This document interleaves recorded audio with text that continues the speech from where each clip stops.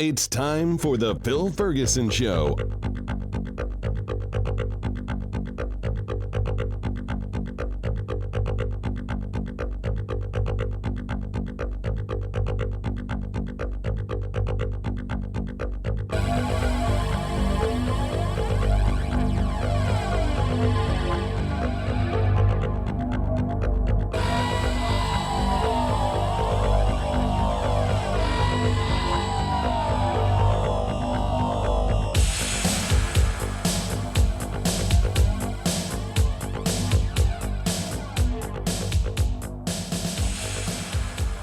Well, hello there. This is Phil Ferguson, and you are listening to the cleverly titled The Phil Ferguson Show. A lot of good, fun stuff today, so I'm very excited. We are going to talk later. Our interview is with Emily Stewart, and she is a senior reporter at Vox, Vox.com, and has written many stories. I think my average listener would like to read almost all of them, but we are going to talk about two topics. One is MLMs, multi-level marketing, where you get to sell shit, but most people don't sell enough to actually cover the costs of buying the stuff that they bought to sell. So we're going to talk about that and how it kind of sucks in people and maybe even brainwashes them.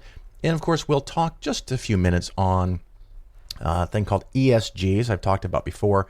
That's environmental, social, and governance. It is the replacement to socially responsible investing.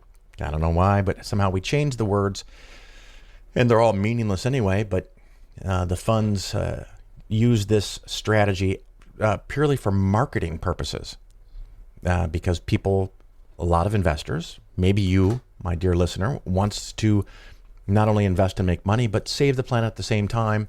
A noble goal indeed. It just, in my opinion, it doesn't work that way. It can't work that way. And she talks about that a little bit. And so we're going to have fun with that. We also have a shorter segment on the VIX. It's something that you may not know about, but it's a volatility index. And you can use it as a mechanism to make bets about the stock market. And when I say bets, I literally mean bets. Someone's going to win, someone's going to lose, minus the cost of playing the game. So it's a zero-sum game minus expenses. And of course, if you make money, minus taxes. So we're going to talk about what that is and, like a lot of things, why you should avoid it. It's not a good way. Again, in my opinion, it's not a good way to make money. And we also have a segment on a super shitty fund follow-up. And this was a fund that created a clever strategy and told you how wonderful it was and how it was going to either beat the market or not lose as much as the market or have less volatility than the market. And it failed in every single possible way. Everything that they claimed did not come true. The only thing that seems to be true is what I pointed out 2 or 3 years ago when I first looked at this fund, is that the people that run it are going to make a lot of money because the expense ratio is 3%. So we're going to go over that. Other fun news, and hopefully I will have an update on this by next show, but we'll see. We'll see what happens. I'm taking my car in to get the battery replaced. I have the Chevy Bolt with a B, Bravo, Chevy Bolt EV, and a very small fraction of them have caught on fire, had battery fires. Now, it's a very small fraction, but I don't want it to happen to my car, especially if the car is in my garage. So I am now scheduled on a couple days from now to take it in, drop it off, and see if they can make it whole. And I know from some groups online that other people have had this, and for the most part, it's worked just as expected or better. So I'm optimistic that will fix the problem. And also, coming up in the next few days, and again, I don't know if I'll have a proper update in the next show, because I'll probably put the next show out after this event I'm going to mention, and that is that I am going to a little, 3-hour meeting in person from an insurance company to tell me about why annuities are so awesome. Now, this is one of those things that I do from time to time, because a couple of things I always want to do. I always want to check myself, check that what I think to be true, what I believe to be true, is actually true. I must always leave room to be wrong, because I know I can be wrong. I have been wrong many times, and I will be wrong many times in the future. So from time to time, I go to something that I'm not particularly optimistic about, but I go to not only hear what they say, but to see if I have a fundamental or even a small misunderstanding about how something works. And so this is at a golfing thing. I don't even know. I think it's one of those places where you can golf indoors. Is that a thing? Am I right? Because it's in the middle of November, so I'm expecting it's indoors. I think I've only golfed 3 times in my life, not counting the courses with windmills and dragons. Those are fun.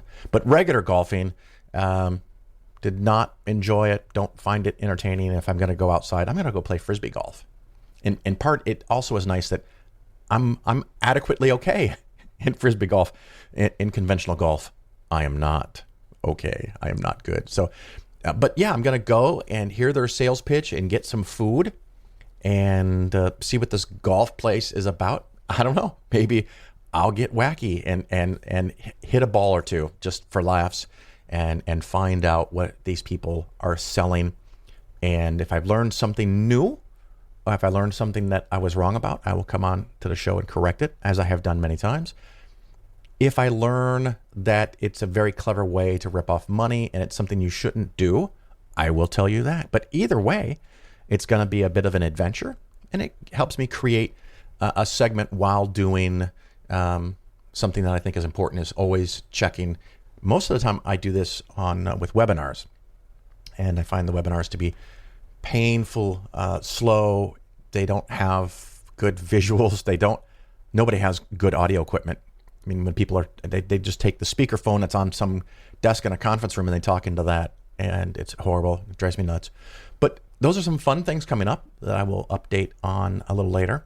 And this wraps up the beginning part of the show. We're going to take a little break, listen to some of the segments, and then go into the interview with Emily Stewart, again, a writer at Vox.com.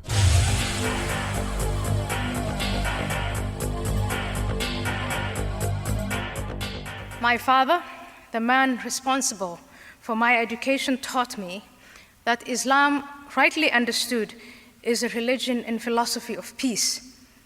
In fact, he said that for any society to be peaceful and prosperous, it had to institute the rule of God, or Sharia. I came to disagree with my father. It was a gradual process that started when I entered and lived in societies such as the Netherlands and the United States that applied man-made constitutions and laws. Both countries are peaceful and prosperous. I now disagree even more with my father that Islam is a religion of peace. When I look at the amount of security that is deployed tonight here,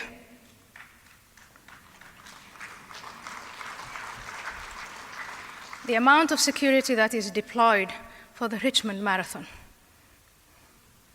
6 months ago, the Boston Marathon was bombed by 2 brothers who invoked the founding documents and the founding father of Islam.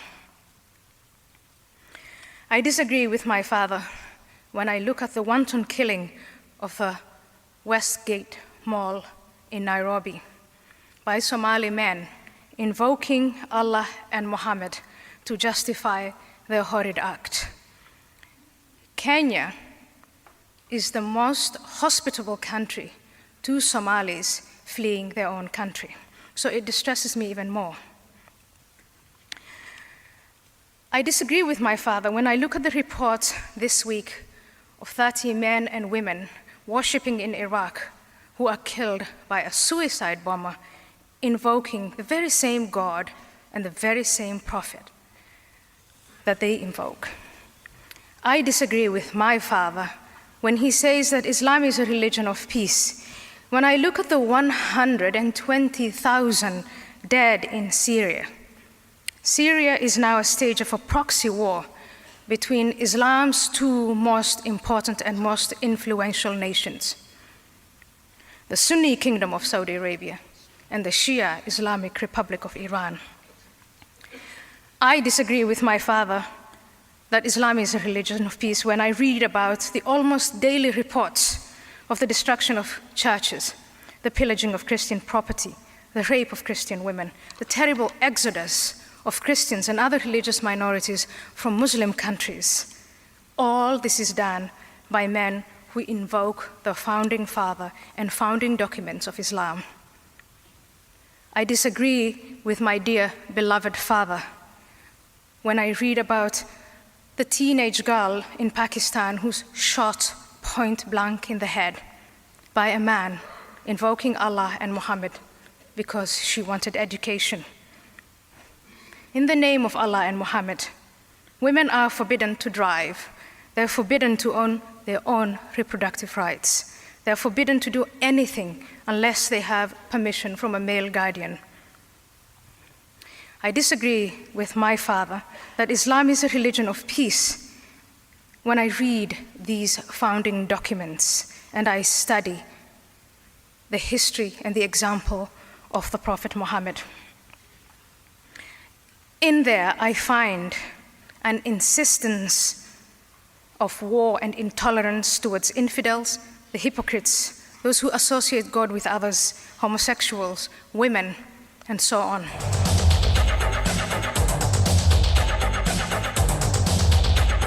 I think this is just going to be a short little segment because I don't want to go too into it. But it's one of those things that I guess in all the shows that I've done, almost 400 shows, I've not talked about this. There's still things for me to talk about. And this is, not necessarily obscure, but it's not mainstream. And it's definitely something that I recommend that you do not play with, do not do. But I'm going to talk about it anyway. It's the VIX. What the fuck is VIX? And I'm not talking about VIX vapor rub. When you have a cold, the VIX, VIX, it is a way to bet on. I'm just straight up gambling, honestly.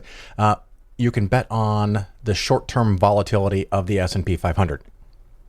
And so if the S&P 500 is calm and the prices don't go up much or down, then, that might be a low measure of volatility. If the prices go up and down a lot, clearly it's higher volatility. And you can bet, you can put your money on saying, do I think the volatility in and of itself is going to be high, or is the volatility going to be low? Honestly, I do think this is gambling, and it sounds like gambling because it is. It's like you're just out with your friends and you bet whether the bartender is going to spill a drink or not. It's just random. The volatility, you can bet on it. Okay, so that's what the VIX is. It's hosted at the Chicago Board of Options Exchange. And this only came up because a couple people asked me out at the same time or with a recent short period of time. When one person sends me an email on something like this, I'm like, well, that's the only person that's going to be interested. Well, then I get a couple of emails. It's like, well, shit. I kind of wonder what's going on in the world that makes this interesting. Maybe some websites or somebody's been promoting it. But just as an example of what this, you can also take the VIX and have it as part of an ETF. And then you can do wacky things like you could short or buy long the ETF. You could leverage the ETF. So if the VIX would make you 20%, instead it'll make you 40%. And usually leverage like that is recalculated daily. And you can even have an inverse fund, inverse ETF. And then you can, of course, have a leveraged inverse ETF. So all you're doing is magnifying the effects of the gambling. So if you win, you can win a lot. You can win a lot. If you lose, same kind of thing. You can lose a lot. And I didn't note this, but when I was looking up for some things to talk about on this subject. Apparently, there was a big change in the VIX in 2018. And there were people who were, what was it, inverse leveraged and put money in this fund. And the fund I'm looking at is XIV, which is the inverse of the VIX. Get it? Instead of VIX, it's XIV. This ETF was betting against calmness, hoping for volatility. I mean, I may even have it backwards. And it's not important because you're not going to do this, right? It doesn't matter. But because it was short or betting against something happening, when that something doesn't go their way, well, bad shit can happen. And this fund, I don't know what the total amount in it was. It was millions of dollars. Effectively, in a couple of days, it lost 95%. Bam, just gone. There's a couple other funds that almost got wiped out, but had a few percent left. But wow, what a feeling it might be to manage a fund that you think is so clever. You're too clever by half, and it's got millions of dollars in it. And a couple of days later, it doesn't. So that's the weird things that are out there that you should not use. Let's keep it simple, silly. The KISS philosophy. The best way to make money is to save a lot and do that for many years. Avoid costs. Try to avoid taxes with reasonable effort, because you might have to rebalance from time to time. But that's what the VIX is. The VIX is a measure of volatility, and it can make you or lose you a lot of money. So like, betting red or black, and you could even say with the casino, betting red or black is, neither one of them is quite 50-50, because there's, I think the zero or the double zero is green. So both of them are green. And so there's always, in this case, there's expenses. And so for everyone that wins, there's a loser minus the expenses. So it's a zero-sum game. If you win, someone loses. And if you start making it more fancy with leverage or inverse, you're just adding in more risks that you may understand them or you may not understand them. But if someone had suggested this to you and bought this in your portfolio, would you have known what it was? Would you have asked? Maybe you should ask. That'd be a kind of a cool thing. But anyway, that's just a little short segment on VIX.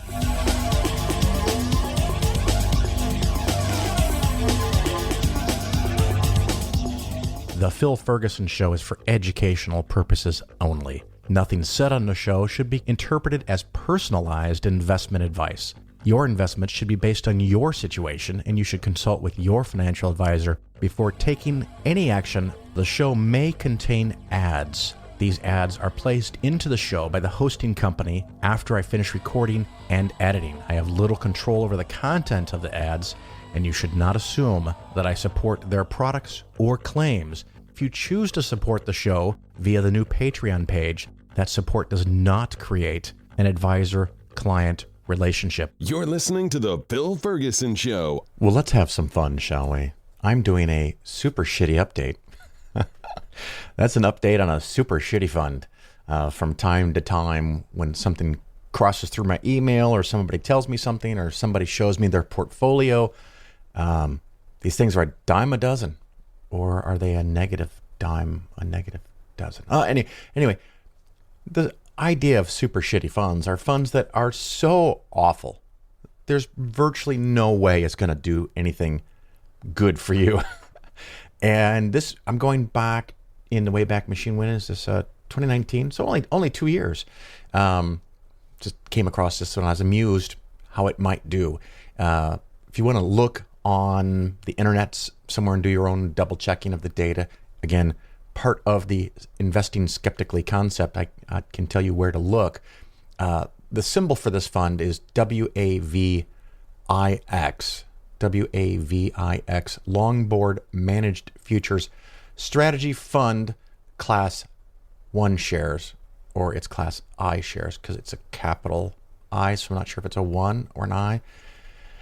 I first talked about it in show 312, and that was about 2+ years ago.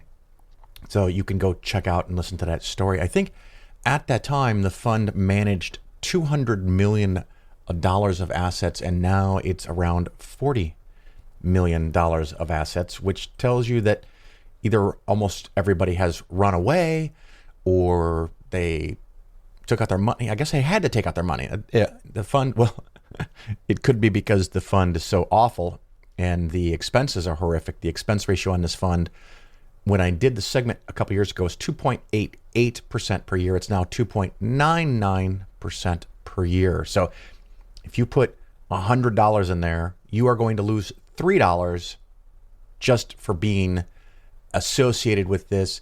Let's see. I pulled it up on Morningstar. Where is that? Here it is. Let's see. Performance numbers for the last 5 years as of today. I mean, somewhere in November. The average annual return is minus 2.2%. And the average return for the stock market, I don't know off the top of my head, is about 16-20% per year. Hang on, let me look that up. All right, I did have to cheat and pause the recording, so it might sound a little weird, but whatever, I'm going with it. The 5-year performance for the total stock market per year for the last 5 years, 19.8% per year, which is kind of crazy, by the way, but 20% per year, and this fund has lost. It is a managed futures strategy. It's a tactical fund, and they can jump in and out and do whatever they want. And all that thrashing around has earned a negative total return. Since I reviewed this in 2019, and I went to Yahoo Finance to do this, you can make a nice table there, a chart, I guess, graph is a better word. And since I reviewed that fund, the total stock market index from Vanguard, VTSAX, is up 56%, not counting any dividends. This is just the price point of the fund. It's up 56%, and this fund is up to 1.93%. So you missed out a lot. A lot of money. So if you put 10,000 in, it'd be now 16,000 in the total stock market index. And that 10,000 would be 10,000 plus $193. So you could have made $5,000 or $193. That's what we're talking about here. This fund is absolutely amazing. The thing that is extra special fun, when I look up all of the details here at morningstar.com, again, you can do all of this for free yourself. The fund is currently 83% in cash. So you're paying 3% for them to hold your cash for you. Wow. I mean, if you thought getting 0.5% or 0.8% on a CD in the bank is bad, what about minus 3% being your rate of return? So I don't know why it still exists. I don't know why this is legal to do and to promote. Obviously, the company sent me emails, and I talked to one of their employees back two plus years ago, and they were telling people how great it was and how this is going to beat the market and how awesome it is. And it's not awesome. It is, if I'm being generous, a failed attempt to understand what they are actually doing. But I think more realistically, with an expense ratio of 3% plus the cost that they actually get to collect the fees for managing all the futures that they buy and sell, because they don't do all that work for free, but it's not part of the expense ratio. So all those trades and transaction costs eat into it. They're making 3+%. I'll just say plus 3+% per year on tens of millions. It used to be 200 million, but now tens of millions of dollars. And at some point they'll close the fund and it will disappear, and you will not be able to easily find the data. Although sometimes on Yahoo Finance, I have found closed funds with historical data, at least for part of their existence. But just a quick follow-up on a super shitty fund from a couple years ago. It's still super shitty.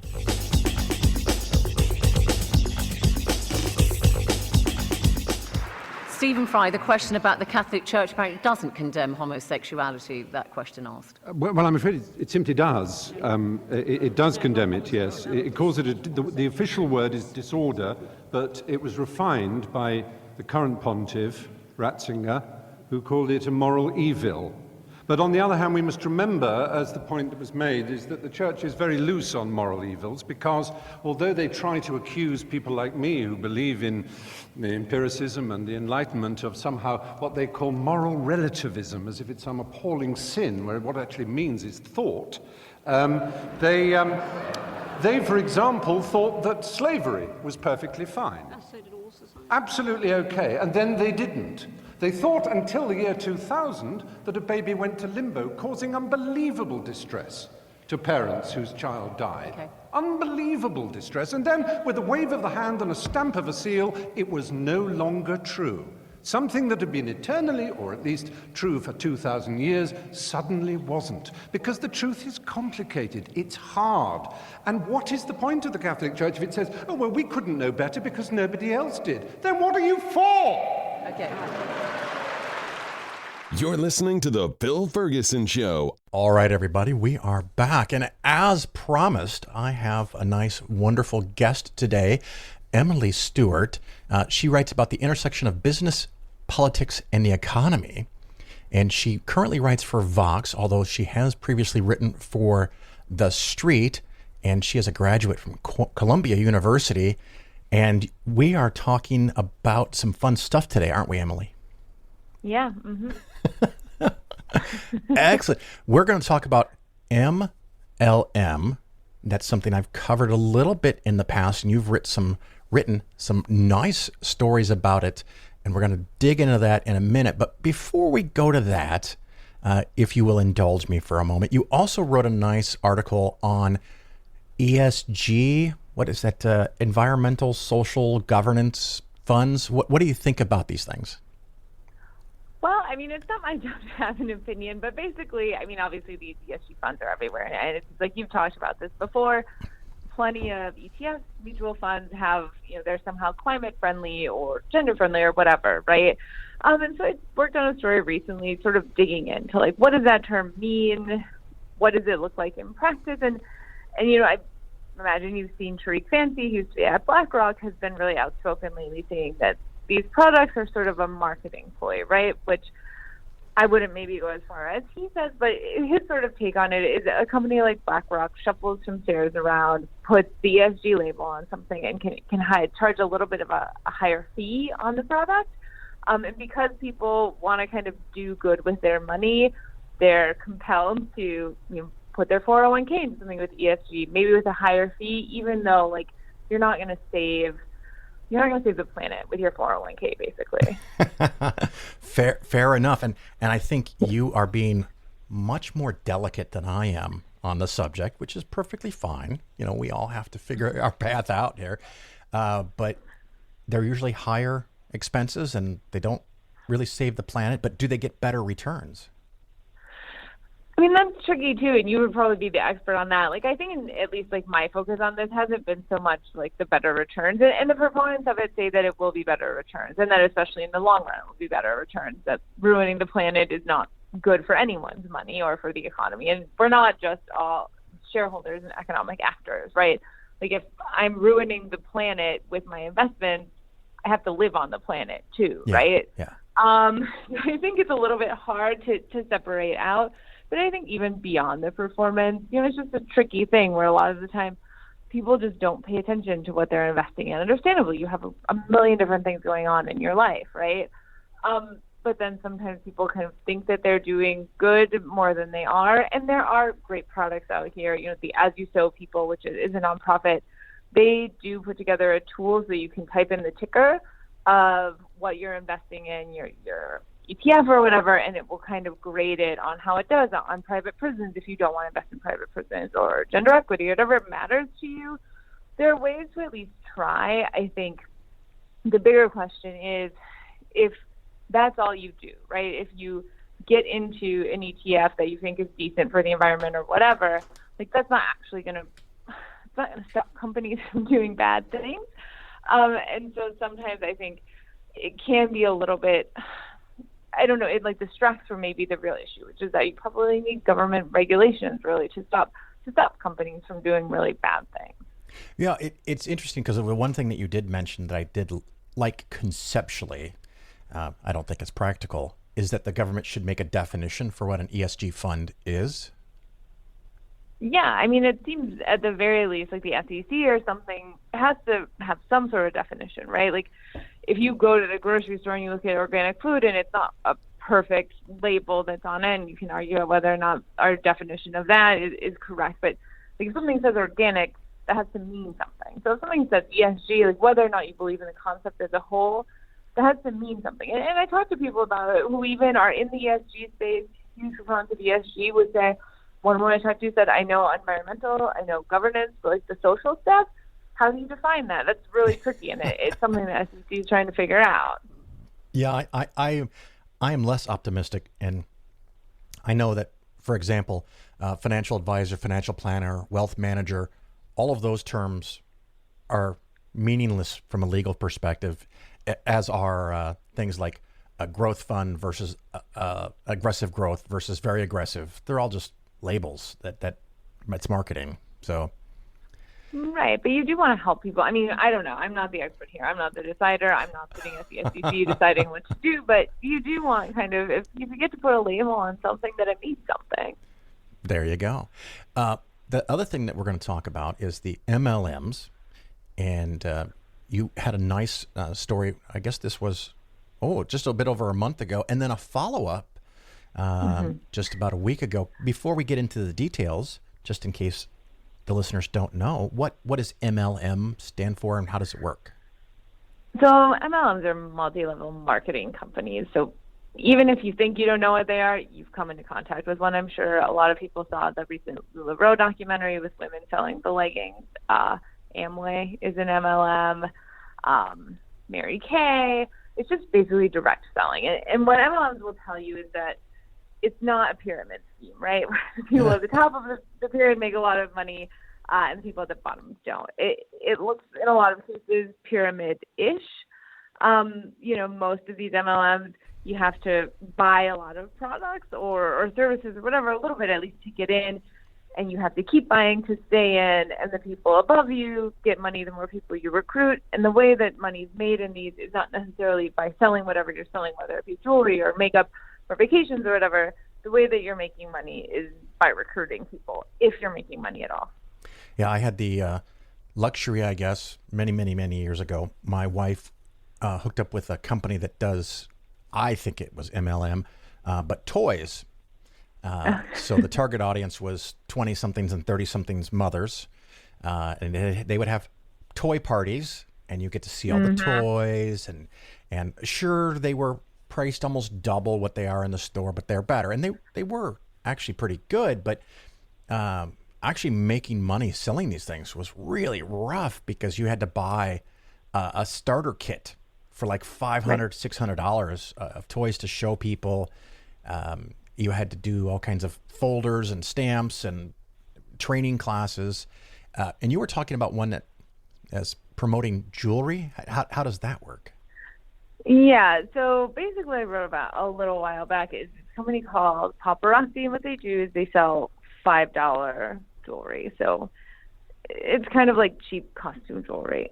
But they have a lot of sellers. A lot of them sell them on Facebook Live, so you can tune in and watch somebody. We were surrounded by like hundreds of pieces of jewelry trying to sell it from Facebook. And it's, a typical MLM thing, right? And sort of what I tapped into a little bit there is that they had a conference over the summer, because a lot of these MLMs, obviously, they have gatherings and things, and it wound up being sort of a super spreader event. And now, obviously, people went on their own accord, but multiple of the sellers wound up dying. It's about 6, at least, that we could confirm. And so they just kind of got into a little bit, obviously, again, like, it was in Las Vegas. Plenty of people have gone to Las Vegas. It's not necessarily their fault, although the organizers of the conference certainly didn't seem to be taking a ton of precautions necessarily. At least if you look at pictures, there were plenty of people without masks. A lot of the people that were there or former consultants said, it didn't seem like they were maybe taking the most precautions. But there's also a sense of this, and you had this a little bit with your wife, is that in MLM, there's a lot of pressure, right? You're told that there is all of this money at the end of the rainbow in this gold pot, If you're not making that money, it's your fault. And so part of the pressure here is that you have someone above you, your recruiter, saying you have to go to this conference, you have to buy these pieces of jewelry. In this case, this company would drop jewelry every day at a certain time, and so you sort of have this scarcity feeling of it, even though, again, it's like $5 jewelry that is probably fine, but I have no idea what it is. I don't know. I don't buy that much jewelry, right? And so it's sort of this sense that people obviously went on their own accord, but at the same extent, if you are being told constantly that you're not trying enough, that you're failing, then it almost isn't necessarily entirely maybe your decision, or maybe you're just not thinking clearly in the moment. And you got at this a little bit before, but the vast majority of people in MLMs do not make money.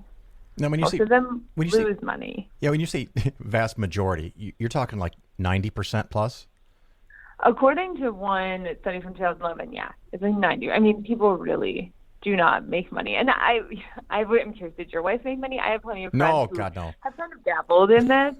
And it was like, oh, this friend from high school is selling cleaning products, weird, and then never again. And I'm sure she lost like $100 on it, right? But it can really spiral, because what happens with MLMs too is the company doesn't say, and it doesn't really know what's happening with the product once it gets to the seller. And if people are required to buy a certain amount a month to stay quote unquote active in the group, like they don't know if people are hoarding items in their basements or in their garages and not selling anything just to stay active. Yeah, I know. I think we were out a couple of $100, which at the time was a very big deal for us. And I remember my wife coming back from a management training class where they were teaching her about how you give somebody two toys and put one in the left hand, one in the right hand, and ask them which one they like better. And whichever one they say they like better, you just start filling out the form for them, which is a classic business sales technique of assuming the close. You don't ever think they're going to buy one. You assume they're going to buy at least two or three. And so you can put three on the form. And if the person goes, oh, I only want one. And then you go, okay, well, we'll just get you one. Are you sure? Because you've got nieces and nephews. And after this management training, she came back and she said, this is just a sales job.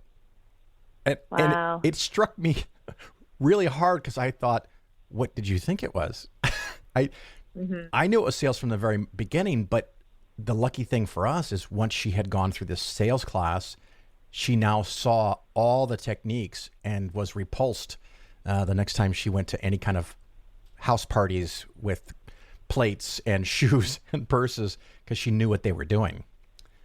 Right. And a lot of it too is that, they want to recruit people, because again, like the way that you make money through this is not necessarily the sales part. It's recruiting your downline that you can make money off of. And so that creates some weird incentives. And, I got on this a little bit in the story. We've seen the FTC, the Federal Trade Commission, kind of ding the MLMs recently during the pandemic, because they were using the pandemic as a reason to recruit, right? Because it's a perfect opportunity. You can work from home. You can be your own boss. You can do it all on Facebook.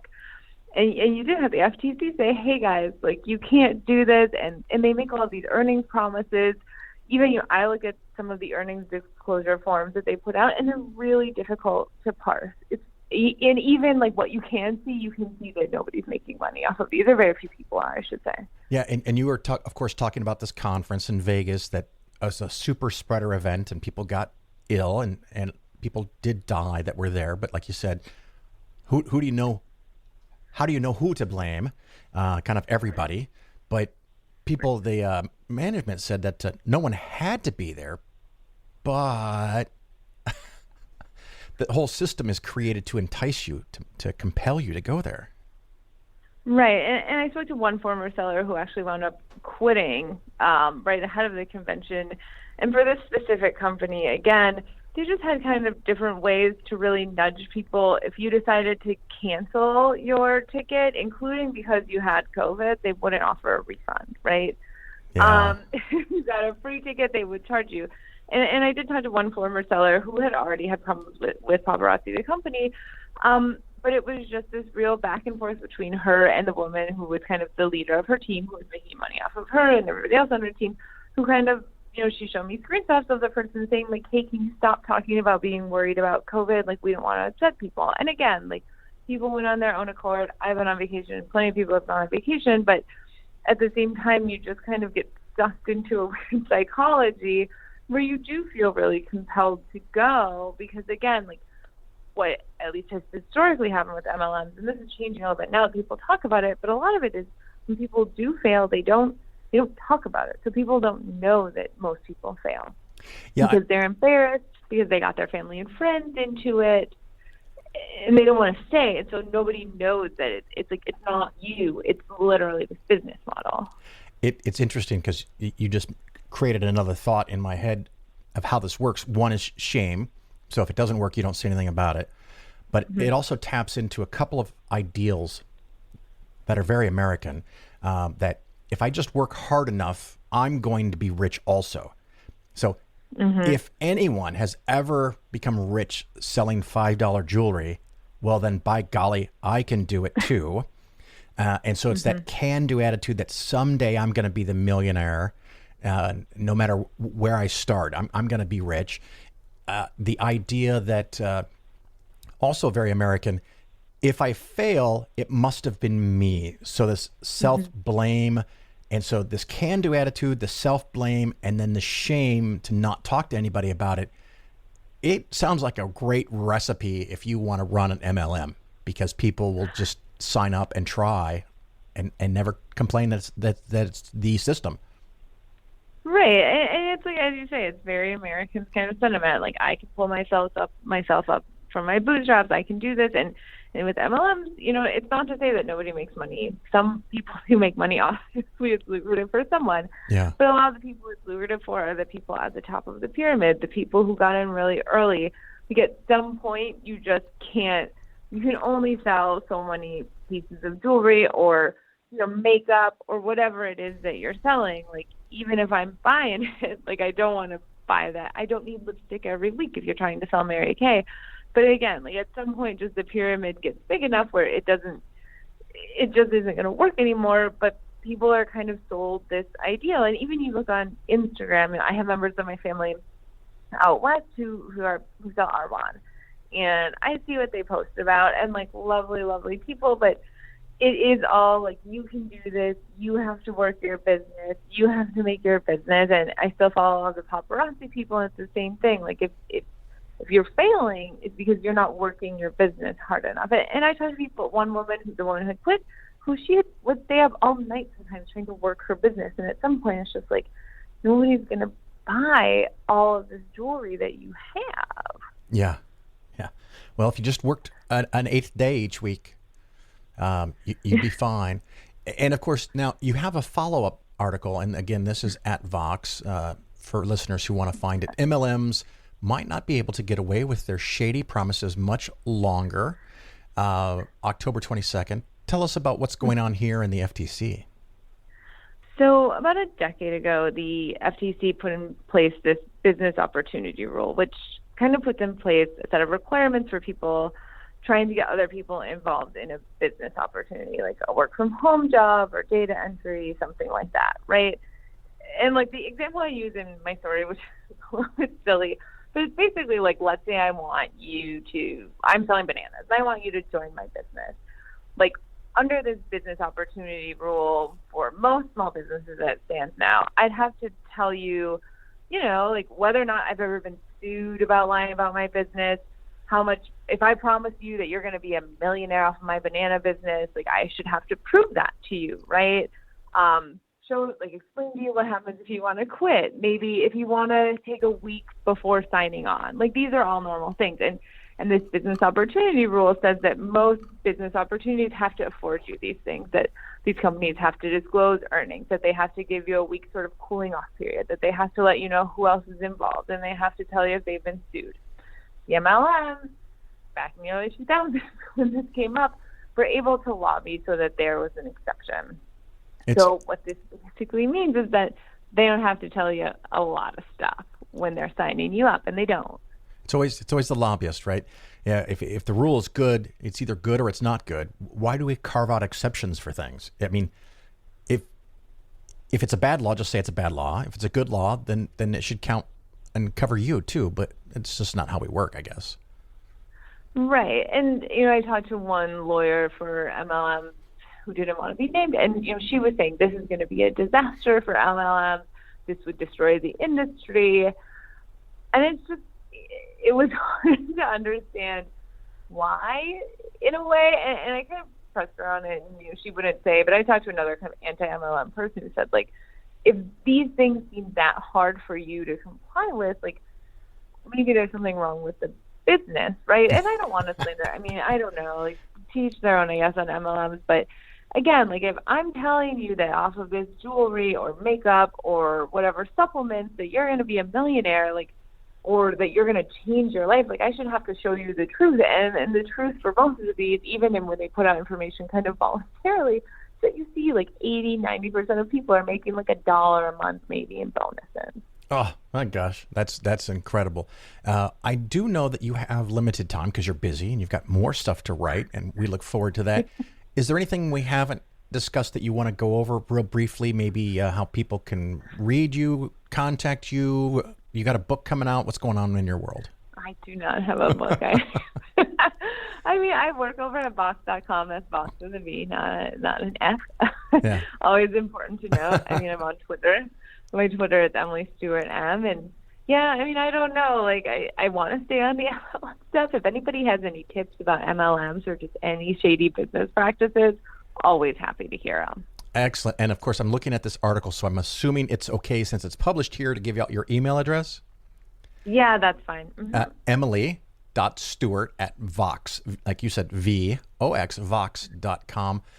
Emily, thank you so much for spending some of your precious time with us and educating my listeners. I appreciate it very much.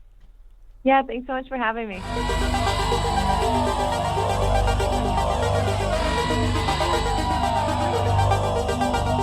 Well, I happen to think that was an awful lot of fun. So again, thank you to Emily Stewart for coming on and talking with us a little bit. And I look forward to reading more of her stories wherever they go. Again, super shitty funds. I mean, there's plenty of ways out there for you to end up horrifically underperforming. I think I think that made it perfectly clear that someone had an idea of how to beat the market. They probably had back-tested data. I don't remember all the details I went over in the original segment for that super shitty fund, but it didn't get better. It probably got worse. And I can just barely comprehend the idea that you could invest money for 5 years, and in that 5-year time frame, if you did nothing and just had the market index, you would have probably doubled your money or better, or you could have not. So if you put $100,000 in an investment like this, 5 years later to have $100,000 instead of $200,000, wow, that to me is heartbreaking. So whatever, but they're out there. Other things coming up, possibly, I will do a segment on backdoor Roth IRA and the mega backdoor Roth IRA, in part because it has been proposed that these loopholes be closed. And so I think the bill that passed recently, they had been removed. So nothing has changed for now, but I'll go over them in some future segment, particularly if people are interested in it. Of course, if you have other clever show ideas, you can send them to me. The email is phil@polarisfinancialplanning.com. You can do that. And I guess that's it for today. So I'll wrap up, and I do hope to see you somewhere out on the road in 2022. Until then, ciao.